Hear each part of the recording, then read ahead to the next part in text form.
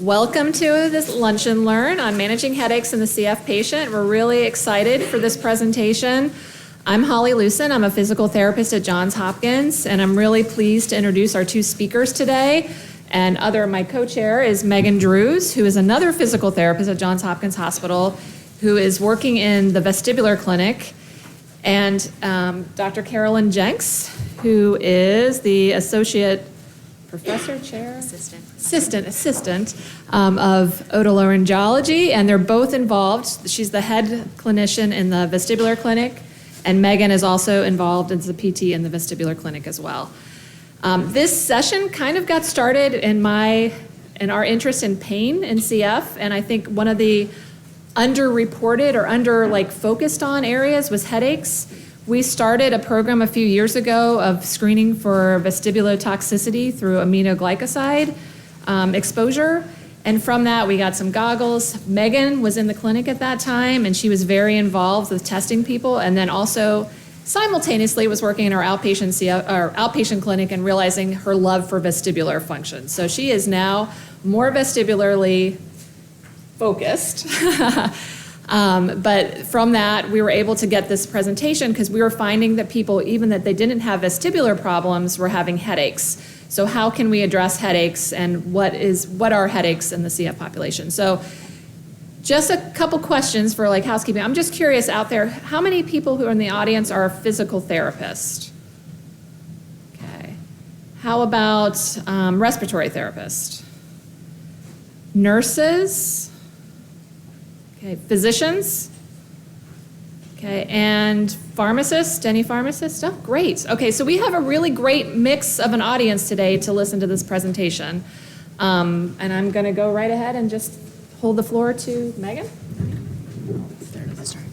Oh, wait, one more thing. I'm sorry. I think all of you are used to this by now, but the questions we're going to take are going to be at the end. So use the app. You can submit the question anytime, and at the end of the presentation, we'll go through. If you like the question or you want to get that question answered more likely, you can like it as many times as you want. That's going to give it more points. It will rise to the top, and we'll get to that question. But we'll probably have at least 15 to 20 minutes for questions at the end.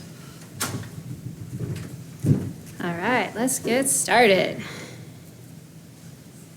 Just for our disclosures, both of us have nothing really to disclose. Other than that, we are both pediatric providers and with a huge vestibular lens on what we're talking about. So please forgive us if we mention our kids do this, our kids do that, because that's just kind of our default expression.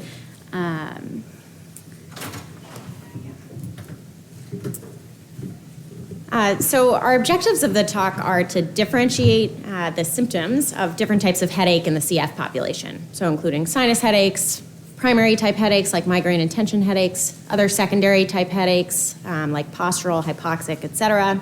And we're also going to discuss vestibular dysfunction, not only because that's an area of focus for the two of us, but because there's a lot of overlap with patients with headaches in general, but definitely in the CF population as well. So we're going to describe interventions and referrals that can be made for these different types of headaches and vestibular dysfunction, and then we're going to discuss some lifestyle interventions to manage headaches. So as CF has been transformed from what was universally a fatal disease of childhood to a more chronic disease in children and young adults, with this there has been a shift in focus away from just keeping patients alive and healthy and toward quality of life issues. Many patients with CF have chronic daily symptoms, as you all know, including pain and specifically headaches. So treatment for these patients should be aimed at controlling their baseline chronic symptoms in order to improve quality of life. And these symptoms need to be monitored because changes in symptoms could indicate a need for a change in the overall management plan. So let's first address the burden of pain and headache in patients with cystic fibrosis. Pain is present in the majority of children and adults with cystic fibrosis. The best estimates I found were 75% of children report pain and 90% of adults. Headache is the most commonly reported pain symptom. It's found in up to 50% of patients reporting pain, and this is followed by abdominal pain, chest, and back pain. Pain is often long-term in these patients or chronic. In one survey study, 35% of the patients reporting headache had experienced this for over 3 years in duration. There's a female predominance, which is true of most headache types in the general population, and headache is reported in both children and adults with CF. Not surprisingly, increased severity of headaches has been shown to correlate with greater inhibition of daily activities. So pain is important because it's associated with anxiety and depression, lower quality of life, and poor sleep.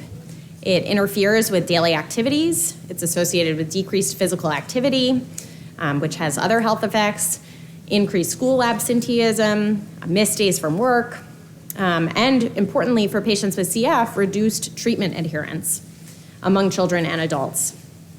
Pain impacts the quality of life in 50% of children with CF and 70% of adults, according to one study. So we can measure pain both in the clinical setting and in research studies using self-reported questionnaires, some of which have been adapted and validated specifically for the CF population. Pain questionnaires typically use numeric Likert scales, visual analog scale, or the FACES pain scale for pediatric patients shown here. So we're going to highlight several types of headaches that are seen in patients with CF. Most common in this group are sinus headaches, migraine, and tension type headaches. Headaches secondary to factors like cough and hypoxia are more rare, but worth a mention. And we also included vestibular dysfunction because it's very common in patients with CF, and there's a high degree of overlap and relevance with headache, which we'll go more into. So before we get into specific types of headaches seen in CF patients, let's talk about the headache history. The history is critical, and it's sometimes the only data from which you can make a headache diagnosis. It's important to characterize the type of pain. What does it feel like? Where is it? What's the severity and the duration? Any exacerbating or remitting symptoms, associated ear, jaw, or sinonasal symptoms. I also ask about family history of migraine, the patient's last eye exam, and any treatments that they have tried. So the first branch point in diagnosing headaches in patients with CF is diagnosing sinus headaches as opposed to other primary and secondary types of headaches. So the history is critical, as well as the endoscopic exam and sometimes imaging. So as a general rule of thumb, if headache or facial pain is the primary symptom and is unaccompanied by other nasal symptoms or abnormalities on exam and endoscopy, sinusitis is not the cause of the headache. This is a challenge in CF because most patients have there's almost universal baseline sinusitis in these patients. So the details of the history really becomes key. We need to distinguish the timing of symptoms, the associated symptoms, and changes in symptoms to determine whether the headache is due to sinusitis, and they may need a change in their overall management of chronic sinusitis, or whether the patient needs treatment aimed at migraine, tension headache, or other types of headaches. So headaches due to rhinosinusitis are typically associated with an exacerbation of the other rhinosinusitis symptoms. So if a patient is experiencing worsening nasal discharge, congestion, nasal obstruction, postnasal drip, and cough, along with the headache, it supports chronic rhinosinusitis as the cause. Headache could occur after stopping treatment for a course of treatment for rhinosinusitis, and that would support rhinosinusitis as the cause. And then we can use imaging and endoscopic exam to support the diagnosis as well. Headaches caused by sinusitis are typically bilateral, but they can be unilateral, especially if there's septal deviation or other anatomic abnormalities. It's typically pressure-like or dull and periorbital, and the headaches will last for days at a time. Typically does not have associated symptoms that are characteristic of migraine, which include nausea, vomiting, photophobia, and phonophobia. So in addition to the history, we use the intranasal exam, which is critical to diagnosing sinusitis exacerbations. So this can be achieved with anterior rhinoscopy, with an otoscope or a nasal speculum, shown in the first image here, or by using flexible or rigid nasal endoscopy, which is shown in the second picture. And so we look at the appearance of the nasal mucosa, the septum, turbinates, and meati, which are the drainage locations in the nose for the sinuses, and we look for crusting, polyps, and purulence. The intranasal exam also allows us to acquire cultures for culture-directed antibiotics. So the first image shows polyps, and the second image shows purulence coming from the middle meatus. So these are two clear pictures showing the sinus drainage outflow tracts. And then these pictures show middle meatus purulence in the first picture, which is the strongest predictor of rhinosinusitis, and then posterior drainage in the second picture. And these exams also demonstrate the opportunity we have to obtain cultures. These are two images showing adenoiditis, which is an important contributor to rhinosinusitis in children. So when to image? Imaging should be reserved for when the needs for imaging outweigh the risks of imaging. So this could be at the conclusion of a treatment course, when you're unsure of whether there's been a complete or adequate response, or when you're making a decision for surgery after maximal medical therapy, and that same scan can be used for image guidance during the surgery. CT does not replace the history and exam, though, as a diagnostic tool.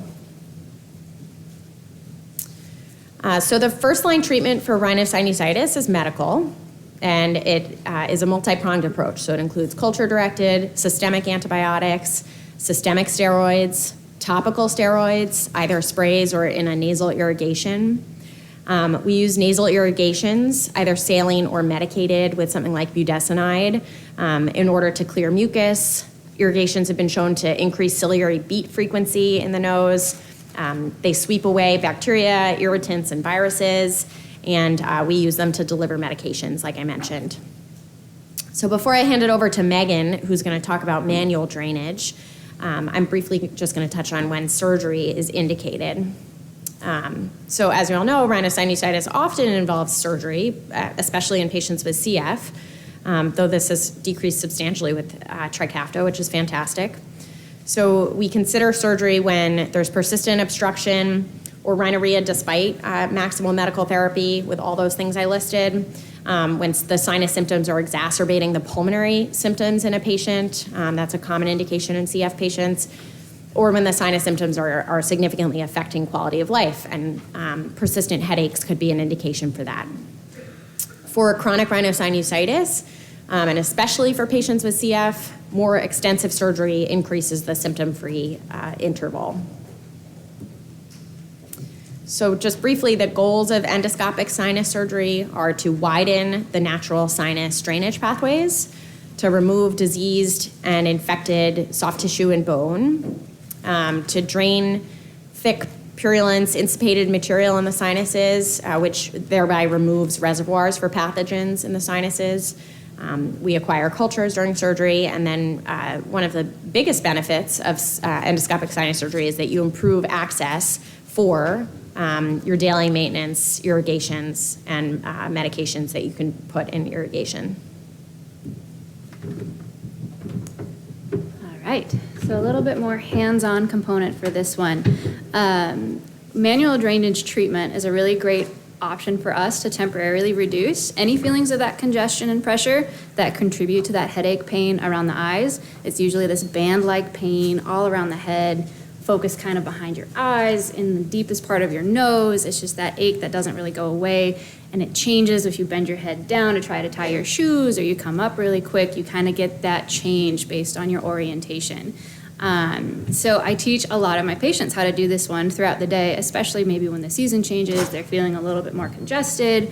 It just helps them get on with their day so they don't have to think about this nagging headache that's going on. The treatment theory comes itself from myofascial release, in which you have, the superficial layers and then the deepest part of that being your bone. So your pressure that you're trying to generate is going to the bone. So you're pressing as physically hard as you can to tolerance. So we're compressing adipose, fascial supports, and nerve and vascular supplies. So we're trying to create that nice ischemic block for those pain receptors. So definitely preface this one out to your patients because it can catch them by surprise. I always tell them we usually make your headache feel a little bit worse before we make it feel better. And so I will tell them some metaphors to kind of make it a little bit easier to understand. Again, I work with kids, so My metaphors are a little different, but I ask, what happens when you have this river and you just shove a bunch of rocks and trees and leaves? You get this dam, right? Pressure really builds up. For us to relieve that, we have to use a lot of force to get that to flow again. So that's the kind of pressure we need to get your river going. They kind of get that a little bit better. And then they'll let you push hard when you say, it'll be okay, just wait till we'll let it go. So we're gonna try it all together. We're gonna release 3 of the main sinuses that we can get our hands on. Literally, thank you. So the first one is that frontal sinus. It is right here, kind of between your eyebrows. And what I do is I have them kind of warm up their skin, just so that you know where they're gonna press or where you're gonna press. So you take your hands and you run them over your eyebrows, and you do it a couple times. No pressure here, but like, this is where you're gonna push. And they're like, okay, I got this. So now we're gonna put those thumbs touching hard, and you're pushing down so that the skin underneath your thumbs would turn white. And you're gonna hold this for about 90 seconds to 120 seconds, moving so slowly as we trace over those eyebrows all the way to the corners of our eyes. So it takes a long time, and you're trying to press so hard, you get this white line. Some people need a little bit more time to achieve that release. Some people don't. They're like, ooh, I already feel kind of nasty. And as you get to the very tip of the eyebrows, you might have a little bit more pain and pressure. There's a nerve there called the supratrochlear nerve, if you remember from PT school, or a long time ago. So they get really uncomfortable, and you're still gonna push on it. You say, hang in there, it gets better, till you get to the very tips of the eyebrows, and you let it go. You encourage them to take that nice deep breath. And sometimes they might need to blow their nose, they might need to cough, and they might even say, like, hey, I feel a little bit of something coming down. So hopefully you guys appreciated how that one felt. But that's, or not, because again, it doesn't feel great until you're done. Then the next one we look at is the sphenoid sinus. That one is right between your eyes, kind of sits behind that nasal bridge. I will do this for the patient first so they can kind of get the idea of what we are looking for, or you can talk them through it again. But we are trying to go all the way back behind your tear ducts. So you're putting your thumbs in the patient's eyes socket. So I will gently put my thumbs between the eyes, and I'm not doing it because I have a little bit of eye makeup on today and I don't want to smear it.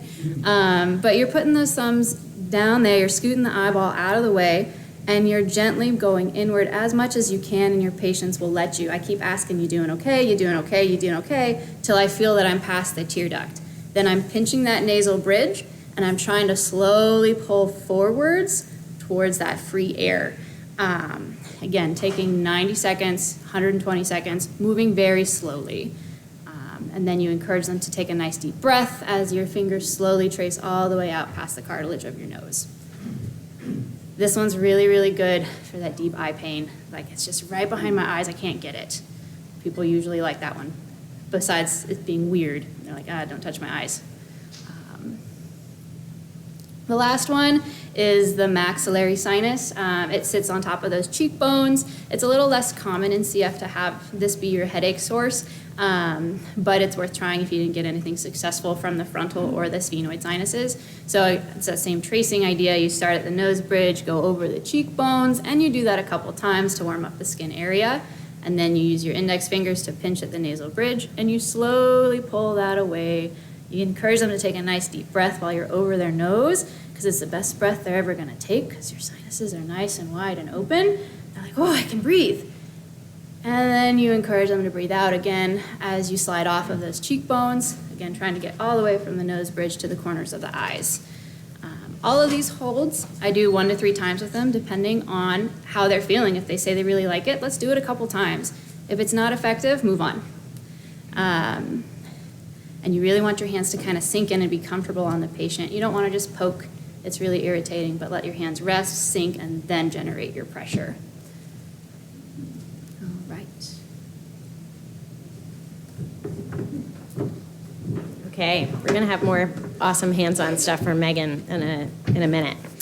But we are gonna move on now from sinusitis and talk about other headache types, starting with migraine.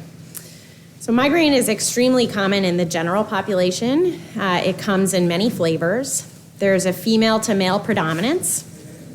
Migraines occur throughout the lifetime, including in pediatric patients. but the peak incidence is 30 to 50 years of age. Family history of migraine is extremely common, though not universal. Migraines are characterized by recurrent headaches that last from 4 to 72 hours, 2 to 72 in children. They are more often unilateral, but they can be bilateral. They have a throbbing or pulsatile quality. There are many triggers for migraine, which we'll talk about when we're discussing management, but common triggers include motion sensitivity, fatigue, menstruation, stress, bright lights and sounds and smells, and there are numerous dietary triggers. So these are the International Headache Society diagnostic criteria for migraine without aura. Patients have had at least 5 headaches lasting 4 to 72 hours. They are characterized by at least 2 of the following: unilateral location, pulsatile quality, moderate or severe pain intensity, and aggravation by routine physical activity like walking and climbing the stairs. Headaches are accompanied by at least one of the following: nausea and or vomiting, and photophobia and phonophobia. Patients who are not meeting these strict criteria can be labeled as probable migraine. So I'm going to briefly introduce another type of migraine, which is vestibular migraine. And we're going to talk more about the vestibular system a little bit later in the talk as well. Many patients with migraine also get dizziness as a prominent symptom. Migraine is the most common cause of pediatric dizziness, and it's the most common cause, one of the most common causes of adult dizziness as well. So diagnostic criteria for vestibular migraine include 5 or more episodes of vertigo, with at least half of the episodes having associated migraine symptoms, which may or may not include headache, but can include other migraine symptoms like phonophobia, photophobia, and visual aura. And again, patients who don't meet these strict criteria can be labeled as probable vestibular migraine. So migraine can be accompanied by prodrome, aura, and or postdrome symptoms. The prodrome occurs in the majority of migraine patients, 77% by some estimates. These consist of affective or vegetated symptoms that occur 24 to 48 hours before the onset of headache. Prodromal symptoms include increased yawning, depression, irritability, food cravings, constipation, and neck stiffness is a big one. And then some patients, about a quarter of migraineurs, get a migraine aura. Visual aura is the one we all think of. That's most common. You might see bright lines, shapes or objects, squiggly lines, sort of spots in your vision, loss of vision. There are other less common auras, but they can be auditory, like hearing ringing in your ears, tinnitus, or noises. They can be somatosensory, feeling burning or paresthesias, or they can even be motor with jerking movements. Auras can also cause some loss of function, like vision, hearing, or other functions. And then some patients also experience postdrome symptoms with recurrence of fatigue and pain after the migraine has ended. So migraine can be accompanied by autonomic symptoms, which can cloud the picture with sinusitis, which is why the details of the history become super key. So sinus-type symptoms are reported in up to 45% of patients with migraine. These include nasal congestion, runny nose, and eye tearing.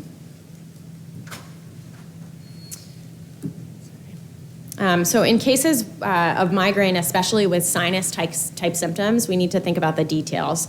So if there's recurrent episodic headaches, even when you have episodic nasal symptoms lasting for a few hours at a time, it's still more likely migraine than sinusitis. However, when there's a clear temporal association between longer-term headaches with longer-term, more prominent sinonasal symptoms, with the sinonasal symptoms occurring over days to weeks, that points to sinusitis. So this slide provides an overview of the different components of migraine treatment. Migraine management typically requires a multifaceted approach, similar to sinusitis. So there are some prevailing theories with migraine that dictate that migraine attacks occur when triggers build up over time. So 2 helpful ways of thinking about this and ways that you can explain to your patients are using the bucket theory. That describes how a buildup of migraine triggers overwhelms and spills over the bucket and causes a migraine attack. And then there's the threshold theory, where you can increase your resistance to a migraine attack by doing self-care activities, which we're going to describe. So you can raise the threshold for getting to a migraine by building up your resistance. So children and adults with migraine benefit from behavioral and lifestyle modifications. These include dietary modifications. We'll talk about the migraine diet a little bit. Good sleep hygiene and routine exercise and hydration. And then we're going to touch on some of the headache hygiene now before we go on to discuss pharmacologic management of migraines.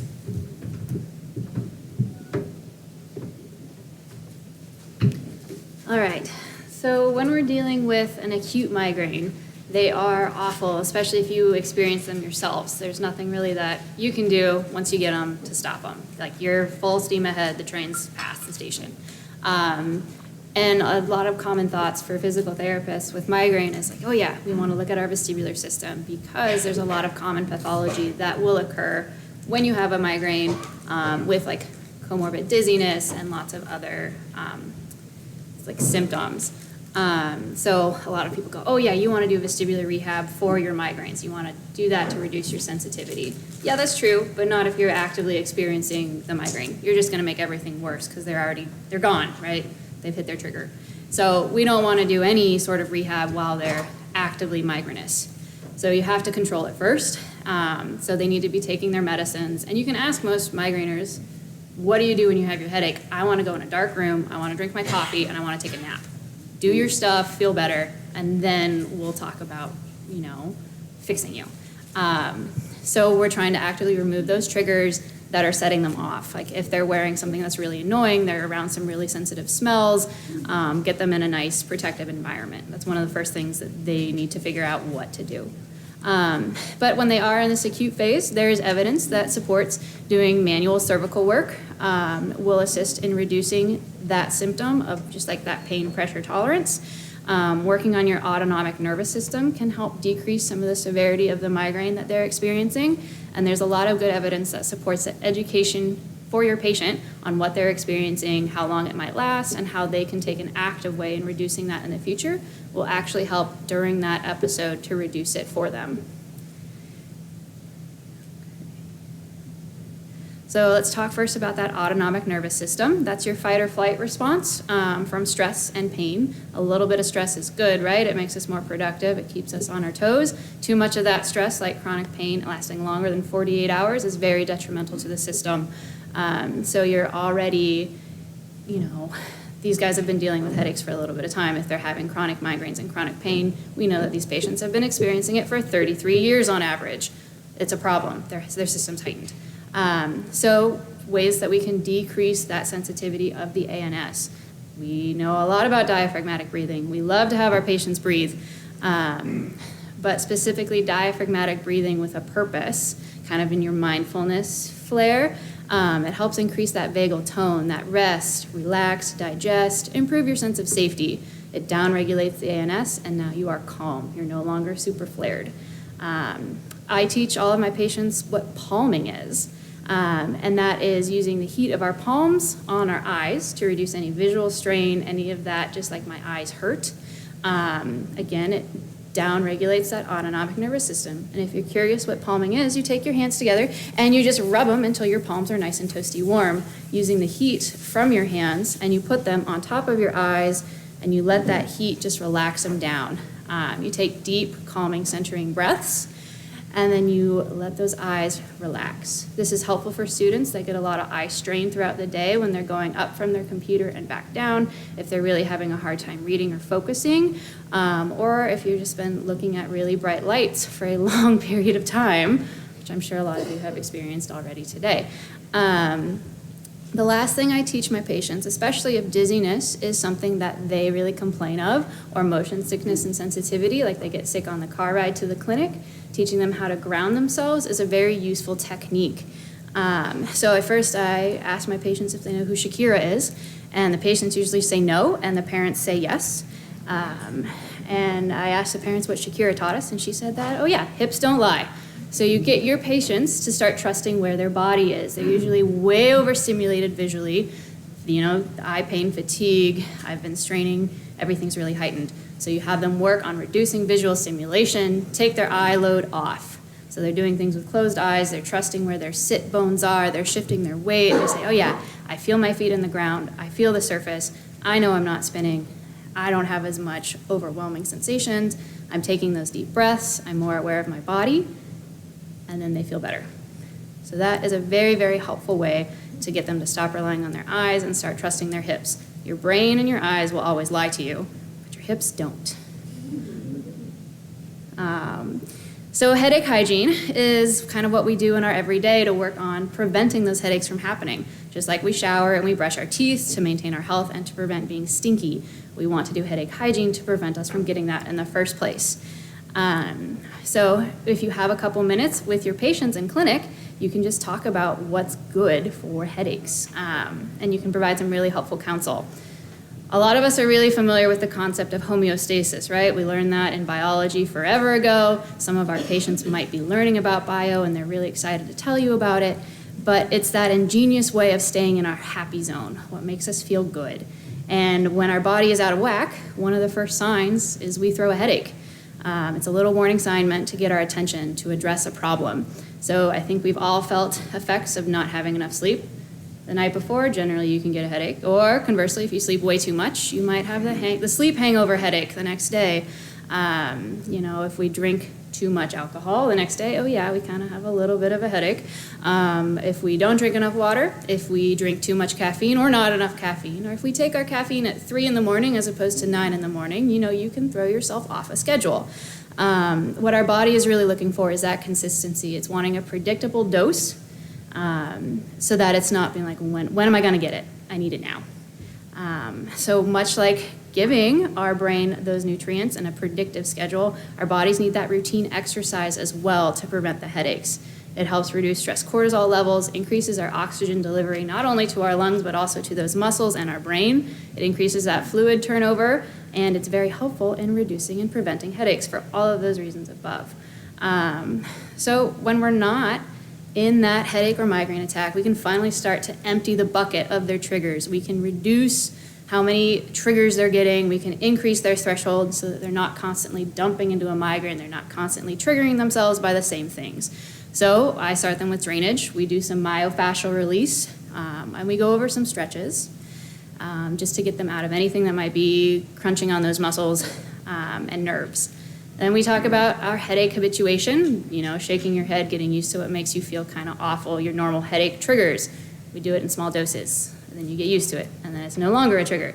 And then we reduce visual overstimulation. Again, reducing eye strain, motion sensitivity, things like that. And then for my patients who are really overwhelmed with their headaches, they don't know their pattern, they don't know their trigger, what the heck are we gonna do? Start a diary. There's lots of very helpful apps out there like My Headache Pal, Migraine Buddy, things like that are free online, or they were when I last checked. It'll ask them for summaries of what they ate, how they felt, any activities they did in the day, any smells, so prompting for self-guided meditation, I guess.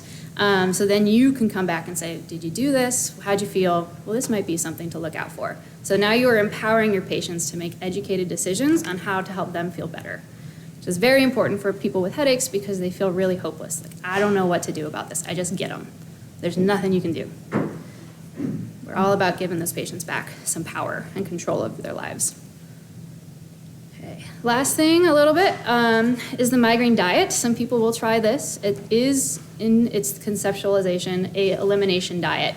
But if you look at the things that you want to avoid, there's caffeine, snacks, desserts, alcohol, dairies, grains, MSG, some veggies, citrus fruits. It's a very exhaustive list. You will practically be eating nothing if you stick to everything on the diet, which I guess is a diet, right? But our patients have enough food issues. So I use it as kind of a guiding principle. Eat something, see if anything's on that list, and tell me how you feel. Maybe you can start teasing out patterns. So the most common triggers that we see, though, are wines. There's some tannins in those that can be really assaulting for migraine patients. Some dairy, fermented products, processed foods and sugars, citrus, and gluten. So definitely talk with your clinical nutritionist about the diet if there's any red flags before even giving this to your patient. Again, it can be a really restrictive elimination diet, and we don't need to trigger any additional eating disorders, especially in patients with CF. Again, it's to be used to identify patterns and put into their diary. Yay. And with that, transition back to Dr. Jenks. Okay, so this isn't the focus of the talk, but we're going to briefly discuss medication management for patients with migraines. So there is data for the effectiveness of supplements. The most data exists for vitamin B2, magnesium, and coenzyme Q. And these are pretty benign things that you can recommend to your patients as a starting point. So that's always my first step with patients with migraine. Abortive medications include triptans, and ibuprofen works pretty well in kids especially. And then we'll briefly discuss some preventative migraine medications, which are taken every day to try to prevent attacks, raise that threshold for attacks on the next slide. And I want to emphasize that comorbid depression and anxiety really need to be managed as well. So I've listed some of the common preventative medications, and I'm emphasizing the side effects that are relevant, especially to physical therapists and other treating clinicians. So antidepressants are used. Those are especially good for patients with comorbid depression and anxiety. Nortriptyline is a tricyclic antidepressant, which can cause dry mouth, weight gain, and sedation. Venlafaxine is an SNRI and can cause weakness as a side effect, as well as increases in heart rate and blood pressure. Calcium channel blockers and beta blockers are used, cardiovascular medications.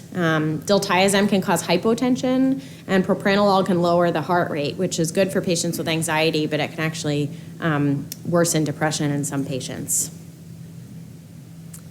Cyproheptadine is a good option for children, not really used in adults. It's an antihistamine, and the dose-limiting side effect is typically sedation. And then a variety of anti-seizure medications are used, most of which can cause brain fog and sedation. So as you can see, lots of side effects that could make it hard to participate in other things, including physical therapy. I didn't include CGRP, new classes of medications that inhibit CGRP, which I should include going forward. But those are great medications that work for many patients and actually have very few side effects. And that's just been in the last couple of years for migraine patients. Okay, so we are going to shift gears to discuss vestibular impairment in patients with cystic fibrosis. I've alluded a few times to the links between headaches and vestibular dysfunction. These links are present in general in patients, but definitely in patients with cystic fibrosis. So headache and dizziness are often comorbid beyond just patients who have vestibular migraine. But headaches are more common in patients with dizziness and vestibular dysfunction, and vice versa. In addition to the different types of headaches we've discussed, patients with cystic fibrosis are at risk for vestibular dysfunction because of their frequent aminoglycoside exposure, which we'll elaborate on in the next slide, I think. These issues, like I said, can exacerbate one another. Underlying vestibular impairment often needs to be addressed in order to adequately manage headache in these patients. And additionally, children sometimes can struggle to differentiate between symptoms that they're experiencing, and they may express that they're having head pain when they're actually feeling dizziness or imbalance. So patients with cystic fibrosis are frequently exposed to aminoglycosides, which are highly ototoxic. Generally, aminoglycosides are capable of irreversibly damaging the inner hair cells in both the cochlea and the vestibular system. Some are preferentially more vestibular toxic, while others are more cochlea toxic. In general, the vestibular system is actually more sensitive to aminoglycoside toxicity than the cochlea. Most people probably don't know that because hearing loss has been studied pretty extensively with aminoglycoside exposure, and vestibular loss has been understudied. So gentamicin and tobramycin are predominantly vestibulotoxic. Neomycin, kanamycin, and amikacin are primarily cochleotoxic. Ototoxic side effects occur within days or weeks of exposure, and the side effects are often bilateral. Vestibulotoxicity has been estimated to occur in around 15% of patients after exposure, but the estimations vary pretty widely, and I have some of that data on the next slide. Cochleotoxicity occurs in 2 to 25% of patients exposed. Vestibulotoxicity presents with disequilibrium and dizziness. Patients also can have unsteadiness, and then they can experience oscillopsia, where they can't stabilize their visual field during movement. It's like their vision is bouncing when they're walking up and down stairs. Hearing loss typically starts with high-frequency sensory neural hearing loss, and then it progresses to the lower frequencies and in greater severity in a dose-dependent manner. High-frequency, ultra-high-frequency hearing loss is also underreported. Probably more patients are affected by toxicity than we know.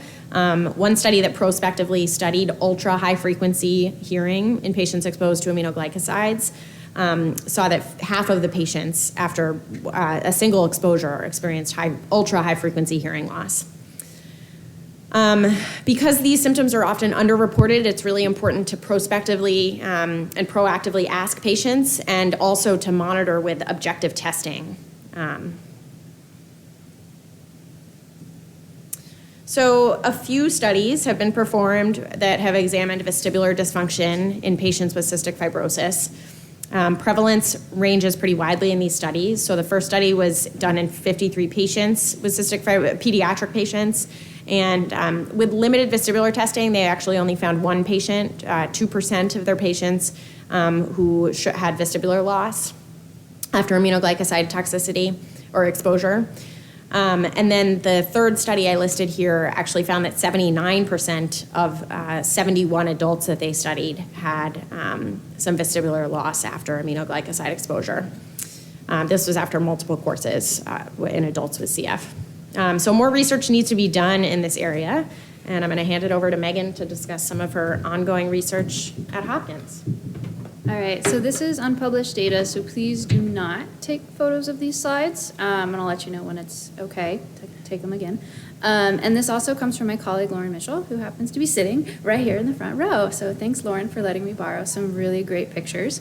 So for anyone who's not familiar with these really confusing looking graphs, these are tracings of the video head impulse test. So it's looking at the function of the VOR reflex and assessing for visual stability with a changing head movement. So can your eyes stay focused on something as you rapidly shift your head about 30 degrees in the opposite direction? What we usually want to see is a really nice clear graph that has head and eye movement together, so you only see one kind of line. When there's signs of pathology, you see lots of little blips on the pickup. So on this box, let me see if I can bring up the pen and pointer. Laser pointer. Okay, so we see all of these extra little blips that happen. That's a sign of your eyes losing the focus and attempting to catch back up to the target. Your brain has registered an error. We also want to see function up here in this happy zone at about 1% of gain. So for every head degree, your eyes move with it. So we wanted a nice ratio of 1. When you start getting to pathological ranges, you're down lower at less than 0.8. Anyway, if you're not doing research, those numbers really don't matter. But I wanted you to know what you're looking at. So this data is taken from, at the time of testing, a 40-year-old man, and it was 5 years after his initial incident. So he originally was 35 years old. He exercised several days a week at the gym and then reported significant symptoms after a 6-week course of IV tobramycin. He reported dizziness, feeling like he was going to fall, and a constant state of unsteadiness, difficulty hiking with his friends, and tinnitus. So Lauren ran his VHIT, And his scores were pathological at the 0.6 and 0.5 level.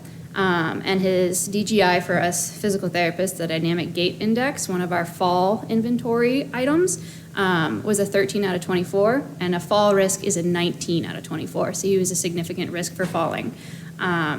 He went to vestibular physical therapy, and now we look at his graphs, which is what we're seeing here 5 years later, and he has improved to a 0.7 and a 0.6, so he has shown some compensation. He's gotten a little bit better, but he's not in normal ranges. So we are past the point of recovery for this guy 5 years later.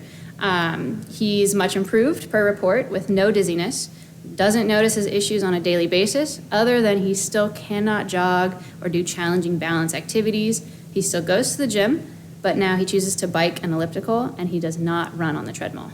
So he's had this course of aminoglycosides, and now we've had irreversible damage. We've gotten a little better, we've compensated, but he can't do what he wants to do. So that's pretty significant. Now, this is in a pediatric patient who is on a course of 2-week IV tobramycin. I wanted to show all 3 graphs, which is why they're so tiny. The first set is at his initial assessment, pre-administration of the tobramycin. He has some really nice clear graphs, not a whole lot of hiccups that go on. After 2 weeks, he started to develop headaches, and we see some more little saccades, some more red signs, and a busier, grosser looking graph. His numbers are still in the normal ranges, so he's still considered healthy and functioning, but we see errors, and he's symptomatic. Then, after we've stopped the drug, he is doing his post-hospitalization follow-up. He's not reporting symptoms, and his graph looks clean. So for him, he had a changeable symptomatic presentation. And the only thing he told us was, I got some headaches. But are you having headaches because you're on an IV antibiotic? Are you having headaches because you're now dehydrated and you're not taking your water? Are you in a hospital with overhead lights? That's really annoying. We don't know. But we saw something change on his vestibular report, and then it changed again after his discharge.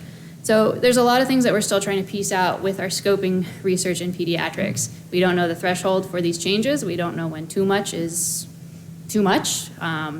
When is this going to turn into that irreversible damage? So we're still trying to figure that all out. But hopefully this is something that's going to be edging in the time of the past because of all of our modulators and less recurrent admissions for IV antibiotics. So we're fingers crossed, but who knows yet? So with our vestibular-provoked headaches, when they do have this ototoxic effect, what can we do about it? Sometimes we see contributing factors of motion sensitivity, so that's self-induced motion, perceived motion, or your visual motion. Can it be exercise-provoked? So if you think about a football or soccer player, how much they're turning their head, and even just running, how much your head bobs to keep your vision stable. They also will usually show a decreased gaze stability, so your eye's ability, again, to focus on a fixed target as you are moving. And they will also sometimes say, I just generally feel off balance and dizzy. Maybe I've been a clumsy kid in the past. What's really going on? So we do a lot of treatments based on desensitization to this visual motion and perceived motion. So we want to reduce how keyed up they get by movement. So we need to get them moving. Whatever makes them feel terrible usually can make them feel better, as long as we do this in this non-threatening, graded exposure kind of way. So we need them to start moving and to think that it's okay to do this, which is why autonomic downregulation was so important for people with headaches, perceived vestibular disturbances, and things like that. So with a true vestibulopathy caused by that AMG exposure, a full vestibular rehab program is very helpful. You have to combine that balance work and strategies, the habituation to movement exercises, and adaptation to compensate for that loss of function. So if it's completely out of your wheelhouse, refer to a vestibular physical therapist. We love seeing patients that are dizzy and off balance. It's really fun for us. But we're going to give you some starters to add to your toolkit, to at least know where to get them going until they can get some extra help if they really need it. So for all of my PTs in the audience, I'm sure you remember that one exercise you did in PT school for about 5 minutes and then forgot about it. Your VOR, you hold your target up and you shake your head a couple times and you got to focus on it. That's still a really great one to start with, but as long as they're not provoking their symptoms too much and they're able to come back down from it, you're golden.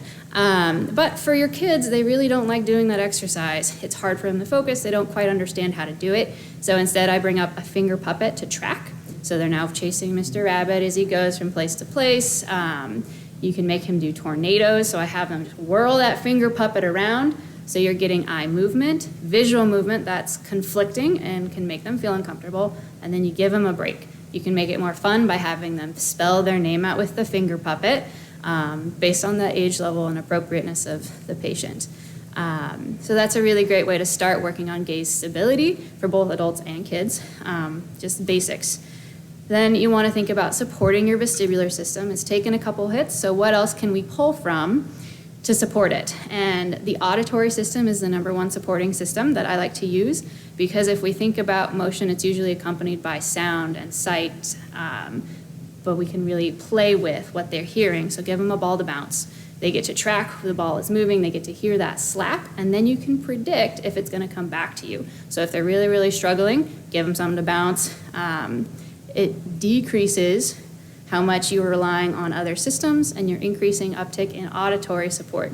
So they're getting to relax and calm down, but having fun. Everybody likes to dribble lacrosse balls or tennis balls, as long as their kids are kind of coordinated and not smacking themselves in the face, which is usually what happens at first. And then have them start doing diaphragmatic breathing with it, just to help with that autonomic regulation. And then for specifically motion sensitivity and desensitization to like car rides, coming to your clinic, because I feel like we get that complaint a lot of kids that feel terrible in the clinic because, oh yeah, I just drove 3 hours and I'm really, really dizzy and nauseous. We can address that. You actually have them start watching videos of people driving in cars. It's like a first-person view, and you have them watch it for like 30 seconds until they start feeling sick, and then you pause, you go away from it, you come back. You start with a really small screen. As they get better, you increase the size of your screen until they're able to sit through a full video at full size, and then they should be feeling significantly better from that. In general, movement is your medicine. Get them moving, play scavenger hunt games, get them walking, turning their head, get those happy endorphins, fresh air, and also rhythmic stepping, hearing more sounds. So you're just playing to greater strengths than the vestibular system, especially when they're having these issues. Now we have some fun videos of exercises. This is one of my patients doing some gaze stability exercises. It's a little bit more advanced than your typical VOR. You're asking him to turn his eyes and then turn his head. So now his eyes are trying to predict where the card is. As they get better, you increase the speed, you increase the demand, put him on a Bosu ball, put him on something squishy, give him a checkerboard background, but you can really increase that demand as things become non-aggravating. So there we've increased his threshold to aggravating activities. He's less likely to trigger a migraine from activities like this. And whenever they do start feeling terrible, just tell them to go walk it off and come back when you feel better. So again, more movement as your exercise. Active recovery. Motion sensitivity training. If there are specific head movements that feel crummy for these kids, you have to have them practice it. So maybe you do 2 to 3 reps of the motion that feels crummy, and then you let them rest and recover, and then you do it again and again, 2 to 3 times. If you're curious about the full dosage, I can give you those recommendations. But this is just an example of someone when they shake their head, no, ooh, that feels terrible. So we're going to do it again and again and again. Now walk it off. You're fine. Some more advanced vestibular exercises. Literally everything can be turned into a vestibular exercise as long as you're focusing on something that's moving. And the more salient you can make it to your population, the better. So for my baseball players, we're looking at catching colored balls, I'm saying. It works for sports players too. And you can make it as demanding or as not demanding as you want. Okay. It's just fun, and now you don't have to watch slides. You get to watch a video, and it's way more fun. So now that we've watched some videos, we've seen some fun vestibular therapies in action. Let's shake out the tension and do a little stretch break. So go ahead and stand on up, stretch it out for a little bit, roll your shoulders back if you want, because I feel like we've all been sitting here and we're getting a little bored. So roll those shoulders back a couple times. We're gonna try some movement exercises. Shake your head no for me. Are you guys bored? Oh, perfect. I'm so excited. Go ahead and shake your head up and down a few times. Give me those yeses. Everyone's having a good time. This is the best talk of the conference. Oh, thanks, guys. We're gonna turn our heads ear to shoulders, and then you're gonna do nose to shoulders. Make sure you don't smell for your neighbors, and then we're good to keep on moving on. All right. Sorry, I have bad jokes. Okay, so no tension here. We are almost towards the end here. We're going to talk just briefly about a few other headache types. So tension type headaches are the most common headache type in all comers. So diagnosis requires two of the following. They're typically bilateral location. The characteristic is pressure or tightening. It's typically not pulsatile like a migraine. They are more often mild or moderate in intensity, and they're not typically aggravated by routine physical activity like walking and stairs, unlike migraines. So they need to have both of the following. They need to not have the typical migraine-associated symptoms like nausea, vomiting, photophobia, and phonophobia. Patients often have pericranial muscle tenderness, and the typical duration is a very wide range, ranging from 30 minutes to 7 days in duration. I think we're all a little familiar with the postures our patients with CF get into, and how much it drives us, especially PTs, crazy, because these would definitely contribute to those tension type headaches. And now everybody should be checking their posture a little bit. I saw some people sitting up a little bit straighter. I like that. But starting at early ages, these kids with CF, they start to show those changes. You know, the baby in the center having that open mouth posture, that forward head, that cough. It definitely impacts their lung function and their lung control. These postures usually place increased tension on the posterior neck structures, which generates those muscle spasms, and those can refer to various locations in the head and the face and contribute to tension-like headaches. Usually, we can change these headaches with a quick manual PT session with some myofascial release, some stretches, and some postural re-education. So something we can teach our patients to help keep these headaches at bay while you're helping them learn positions to avoid being like this. So the common contributors for those headaches, the biggest bang for your buck if you're going to take away 3 muscles to poke on, your sternocleidomastoid, your trapezius, so both the upper and middle points, and then the suboccipitals in the back of the head. Again, all these muscles have that facial referral pattern, and I'll show you specifically where those are coming up. And then all except the suboccipitals have secondary actions that elevate the ribs and assist with breathing. So these definitely get overworked when people have progressed lung disease and they're really working hard. So you can find all sorts of little knots that are just pulling and pulling on your patients. So we're going to revisit that myofascial release technique that I talked about a little bit earlier for those like manual drainage ones. People also call this your trigger point release. That goal, again, is to create an ischemic block to that muscle that's creating the tension.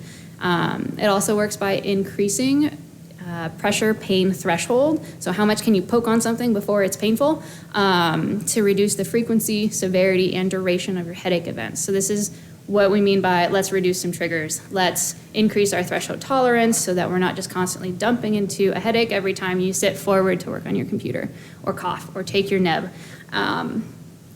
So there was a study published in 2019 that looked at myofascial release techniques versus a placebo of just like gentle scalp massage. And myofascial release had an immediate reduction in your headache. It also decreased the amount of headache medicines and drugs that they were consuming. And these results were sustained at 1 month of follow-up. And those who took the placebo, the little nice gentle yay, they got worse. So this is a really nice sustainable treatment that we can do to teach them, but also to do for them, and they'll love you for it. Trigger warnings. Not comfortable. They suck if you've ever had a really powerful trigger point massage done on yourself, or you're just poking around and you're like, ooh, I got this knot, can you get there? Uncomfortable. So you definitely want to educate your patients before you do anything to them. And so you're going to poke on them, but only to the pressure that they can tolerate. And then again, the more metaphors you have in your arsenal to throw at them, the better, because they love their metaphors. If you ask the kids what happens if you hold your breath, they say, oh, I pass out. Perfect. We're going to get your muscles to pass out so they let go of everything. And then the more calm and like zen, I guess, you are with your patients, the less anxious they're going to be about the pain that they might experience of you finding trigger points. The other thing is it's normal to have trigger points in healthy muscle. It exists. You need to find the ones that contribute to their headache. So you're going to do some digging for buried treasure. If you find the one that says, oh yeah, that's my headache, you got your treasure chest, stay on that one. Otherwise, move on. You'll waste your time. So that sternocleidomastoid, the red areas on the picture are where that headache refers to. So it can go all the way from in front of the ears, up and behind the eyes, a little bit on the chin, but predominantly the back of the head. So this is why when you're taking your headache history, where does your head hurt? Comes in handy. And so when you're looking for these trigger points, if you don't know where your sternocleidomastoid is, you ask them to look all the way one way and then get their ear to their chest, and then that big muscle will pop up into your fingers. And so you're just kind of palpating crosswise. If you want to try to find any trigger points that you may have, feel free. And you're looking for those knots, and you're going to push on them. And if it replicates any sensations in that back part of the head or their eyes, that's their golden nugget. You want to push on that one until it lets go, again, 90 seconds to 120 seconds, or until you feel that knot change in direction, slip out of your fingers, and then you're going to hunt it down and chase it. This is that wrapping headache sensation. You have to be careful when you are down towards the clavicle because of the brachial plexus that can exit between the scalenes. So if you've wandered too far over, you might replicate feelings in their hand, and you don't want to do that. They won't like you. And again, this gets really hypertrophied with overuse from upper chest breathing. It's a cool muscle though. Your upper trap, your levator, this is your ram's horn headache, kind of starts in the back of your neck, creeps up, and then goes right on top of your eyeballs. So you have to kind of differentiate this from any sinus pressure headaches because it's right there in the same area. And then you palpate again right behind your scalenes, and you go, it's a tight on a lot of people. So you're palpating crosswise, you find those really hard knots, and you just push and hold. Again, 90 seconds, 120 seconds, whatever you do to get that release. And then last but not least, that suboccipital referral pattern. This is the band-like sensation. Again, sounds a little bit like sinus pressure. So again, you have to really delve into that history. These guys can be found wide, so starting kind of at that main cervical ligament in the back of the head, going all the way to the back of your ears, so that you have to really dig for all of them, because you might miss if you're just doing your general capping on the back of the head and pull, that a lot of us PTs like to do for friends and family who have neck and head pain. But you might need to search a little bit wider. So those are just some of the 3 muscles that we wanted to look at. They're the biggest culprits. Spend a couple bits of time. If you make them feel better, you make them feel worse, contributing to their headache presentation. All right. Secondary headaches. They're headaches that are caused by other things. They're not a primary headache, and they're not the main reason why they feel crummy. So sometimes these are more common than the other types we see in clinic because they're based off of caffeine, dehydration, maybe they're hungry, and then their posture is bad, and they've been slumped over in the clinic chair, and they just want to go home. So you want to be on the lookout for these specific ones, especially with how much they get played into with other CF factors. So your caffeine headaches, again, you take too much, too little, you're out of your homeostasis, you'll have a caffeine headache. A healthy amount is about 300 milligrams, which is about 3 cups for an adult. Anything from 2 to 5 is fine. Yeah, it's probably a lot higher than most of us actually drink, but but it's there. If you have withdrawal headaches, they usually last 24 to 48 hours, and anything past that is something else. For dehydration, which is a really crucial thing to think about for our patients with CF, just knowing the original pathophysiology of the disease with the ion channels and that kind of fluid imbalances. we want to recommend even more water than usual. So the old rec rule of thumb was like, 8 glasses of water a day? That's way old. We want to recommend at least half your body weight in ounces, plus a little bit extra if you're overweight, if you're in altitude, if you're exercising. And I would even go higher for our friends with CF, like when in doubt, drink more water. And then the hypoglycemia headache, our hanger headache. Think about our kids that, didn't pack snacks for clinic and they're upset and angry. Or if someone's having some body issues with taking their enzymes, they feel overweight and bloated, they don't want to eat. And so now they're getting more and more headaches. So we might need to talk again with either our social worker or our nutritionist, like what's going on behind why we're getting these headaches when it comes to food and food issues. And then we already talked about postural headaches. Y'all are experts at that now. Okay. More uncommon headaches. Just a few brief slides on pretty uncommon, rare headache types, but that become relevant in patients with CF. So cluster headaches are an uncommon headache type. They are characterized by severe pain in the trigeminal location, so frontal, periorbital. They're usually unilateral. There are autonomic features. Patients will have tearing. They might get conjunctival injections or redness of their eyes, nasal congestion, runny nose. They can even get swelling of their eyelids or face. The headaches typically last for less than 3 hours. They're brief, but they cluster. They have multiple in a row. Cluster headaches have been reported as young as age 3, but they're pretty uncommon in kids. Few other headaches that are relevant to patients with CF, you can get medication overuse headaches. So this is typically in patients with frequent or chronic pain or other types of headaches. And then they take a lot of headache medication, including triptans, opioids, Tylenol, aspirin, or NSAIDs. And then they can actually get an overuse headache from overuse of that medication. So there's evidence that hypoxia plays a role in multiple different types of headaches. Hypoxia causes 2 types of headaches specifically. One is high altitude headaches, and the other is headache due to acute mountain sickness. But more commonly, it plays a role in other primary headaches like migraine and cluster headaches. The contribution of hypoxia may be relevant in patients with cystic fibrosis, advanced disease. So the evidence that links hypoxia to migraine are that the symptomatology of the high altitude and acute mountain sickness headaches is pretty similar to that of migraine.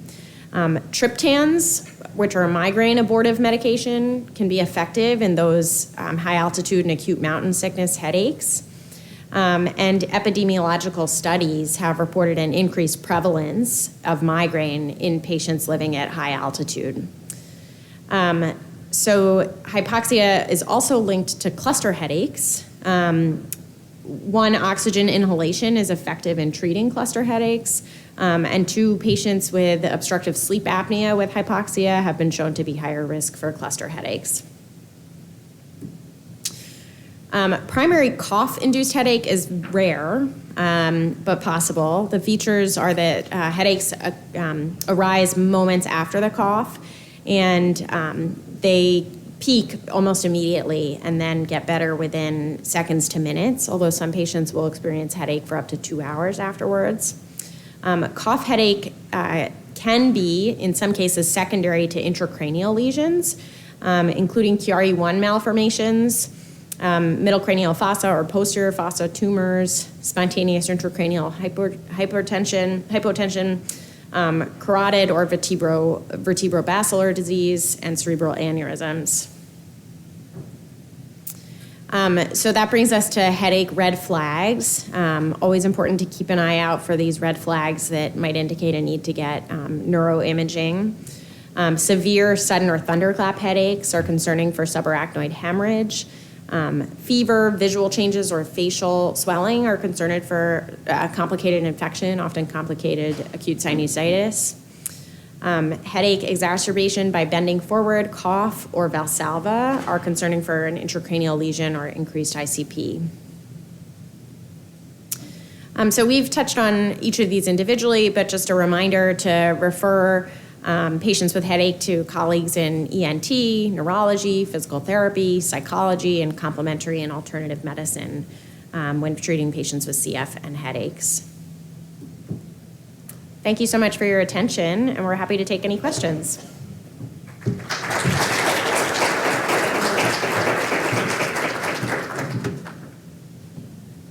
Use the official slide. Our email's provided in case you want to send us some follow-ups individually too. And I also think, okay. All right, so use the app to ask your questions. I have a couple here to start off with. What is the mechanism of sinusitis exacerbating pulmonary symptoms? Is it drainage? That's a great question, and I don't. One is for sure drainage, postnasal drip. Bacterial reservoirs, so the maxillary sinus in particular and the sinuses in general will just serve as reservoirs for bacteria that then are in the upper aerodigestive tract and contributing to pulmonary exacerbations. Okay. I have one too. Often in the hospital, I'll say, we do have patients that have, I think, related to hypoxia, but you can't tell. Is it vestibular? Is it a response to their exacerbation where they're complaining of just having a headache or a lingering thing? Sometimes it's after exercise, which also could be hydration. Do you guys have any strategies to kind of help clinicians kind of to weed out in that specific scenario, like questions or what you would recommend when you're seeing patients to help kind of determine or where to start from at that point, like an inpatient? I know it's a loaded question. It's not an easy answer, but Yeah. I'm just curious to hear what your thoughts on it and Megan's thoughts on it too. So as a first step, there's general hygiene headache that Megan outlined really nicely that is good for patients with all different types of headaches.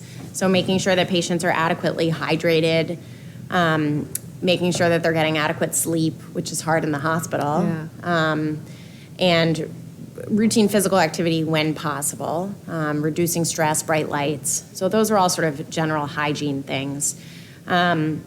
Distinguishing, if a patient's experiencing hypoxia, are they responding to oxygen therapy with their headaches? More often, the hypoxia may be contributing to other types of headache types, like migraine. So then it becomes, a history exercise, gathering exercise, determining are they having nausea, vomiting, photophobia, and phonophobia? Is it migraine characteristics? Can we try some migraine abortive medications, like ibuprofen or a triptan? Are they dizzy? Are they having imbalance? With a recent aminoglycoside exposure. So those are it's really a history gathering exercise, I would say. Great, thanks. I know that's a totally loaded question. That's pretty much what I would. I mean, I know, I'm just throwing it out there too. I always want to make sure that we're carrying water, or I make the children drink water if we're going somewhere to do something and actually the nurses love me because I'm like, you're going to get some of your water content, because I worry that has something to do with some of the headaches too that develop, especially in the hospital when they're not on their normal routine. Okay, we got some more questions. Are you doing routine vestibular screens for your CF patients? If so, how often? And is it only for our patients that are using Toby? Great question. I can speak on it a little bit. I'm not actively in the CF clinic as much anymore, so Holly might be able to answer more of it than I can. But when I was actively there practicing, we would screen all of the kids that would come in so that we would know where their vestibular baseline would be, so that if they developed any changes, we could see it. And we were all kind of debating how often should we be retesting. I think it warrants when they have a clinical change in presentation. So they've developed headaches, they've developed more balance issues, they're complaining of near falls, or just not being able to focus in school with eye changes. So looking at their tablets or looking up at the board, or if they've had a recent hospitalization where they have been put on IV tobramycin. Yeah, I'll just add the same, exactly what she's saying. I think we've now, because we've been going through this for the last few years, what's the best approach?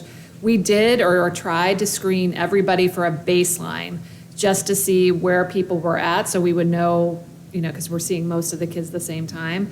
Now our focus is on that baseline group of people when they come into the hospital, especially if we know they're going on aminoglycosides. We do a pre-test or a test right when they get admitted, and then we want to look at them after, and we also want to look at them when they come back to clinic after the admission, like 3 months later. Some of them come back because they're not completed IV antibiotics until they come back, but we want to make sure that we're following up to make sure that we're not missing anything. The rest of the patients, unless there's a problem, like Megan said, we don't really revisit it unless we think there's been a change, and we ask. That's like the subjective history that they're talking about that's so important. We're just asking some of those questions as well. I'm not involved in the cystic fibrosis clinic like they are specifically, but two other points that I think could be useful if you're screening patients are that there are validated questionnaires for dizziness that could be given to patients. A good one is the Dizziness Handicap Inventory, and that's also been adapted for children. And fortunately, in terms of monitoring these patients, the toxicity happens pretty quickly, fortunately or unfortunately. So you can see the effects of aminoglycosides pretty quickly. Measurable vestibular loss is going to be greatest right after the insult. So doing the video head impulse testing that Megan showed graphs from, where you do quick jerking head movements and tell a patient to keep their eyes on the target. The vestibular ocular reflex keeps your eyes on the target with head movement. So ideally you have a gain of 1, like she showed in those graphs, where head movement meets eye movement in the opposite direction. The changes are going to be greatest on vestibular testing at the acute injury.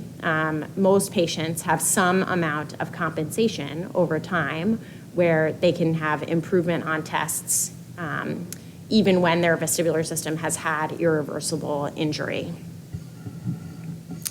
And then now we're going to revisit the sinus headaches. So someone was asking, are there any good videos online that teach the sinus drainage technique?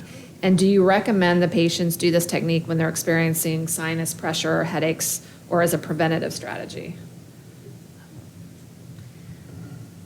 I haven't been able to find really good videos online. I learned this from a manual technique class a long time ago, but I definitely recommend my patients to do it while they're actively experiencing the symptoms. And then if they think like, man, I might be getting a headache, I don't know, you can kind of feel it coming on, then I have them do it throughout the day so that they can stop it from building up and causing headaches, and then that might contribute to a bigger headache down the road if a sinus pressure is one of their migraine triggers. So it's a good, we might have to make some videos to teach the patients for sure. Yeah. Yeah, and I would add, Megan, when she came into clinic and she started identifying more headache patients. The children really liked the sinus drainage techniques that she was doing, and some of them were taking that home and doing that.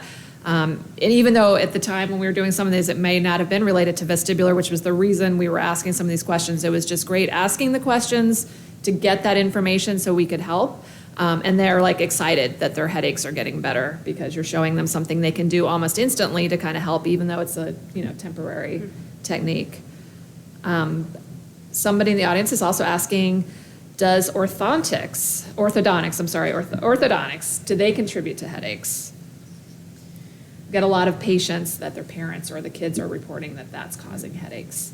So teeth issues, yes, orthodontics, yes. Well, so TMJ is a common headache trigger, and so sometimes patients will complain of temporal headaches or they'll complain of ear pain, and so that's a common source of referred pain where you can palpate the TMJ externally and internally by sliding your finger along the cheek up the mandibular ramus. And feel for tension, pain, asking them to open and close their jaw. Are they getting popping? Is it causing discomfort? So that's definitely something to screen for. And then recommend that they see their dentist, get a bite block, do a soft no-chew diet for a couple weeks, take lots of NSAIDs to get it under control, and then wear the bite block, the night guard, preventatively going forward. That's great.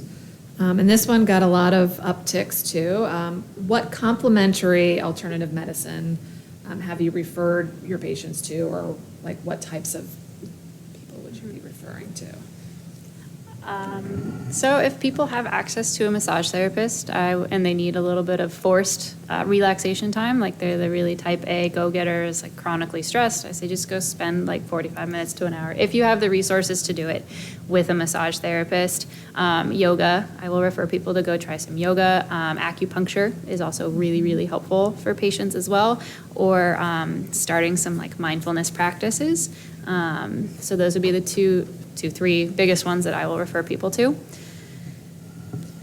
Yeah, agreed. Acupuncture has probably the most data supporting it in the complementary and alternative medicine sphere. So I think that's an important one. Massage therapy, certainly for patients with tension-type headaches.